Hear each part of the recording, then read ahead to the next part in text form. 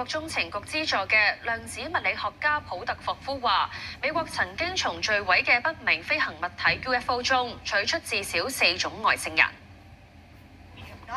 如果外星人真實存在，佢哋會係點樣嘅呢？據紐約郵報報導，美國量子物理學家普特霍夫接受播客節目訪問嘅時候話，美國已經從墜毀嘅 UFO 中取出至少4種截然不同嘅外星人。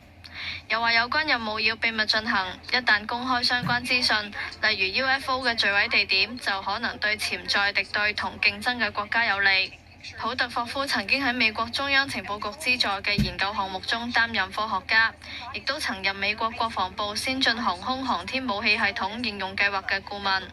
長期參與 UFO 等研究。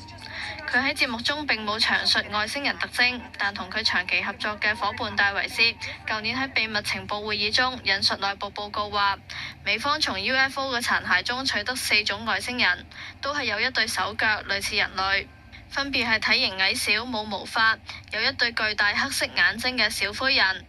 人類化程度極高，外貌特徵同地球上嘅北歐人極度相似嘅北歐人形外星人，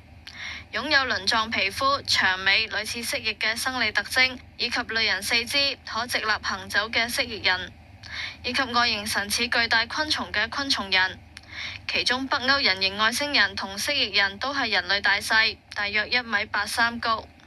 美國總統特朗普今年2月指示聯邦機構確認同公開政府內有關不明飛行物體同外星人嘅檔案。白宮發聲明話，當局致力向公眾提供最大限度嘅資訊透明度，並交由公眾自行判斷相關文件內容。無線電視記者陳慧珊報道。日本東京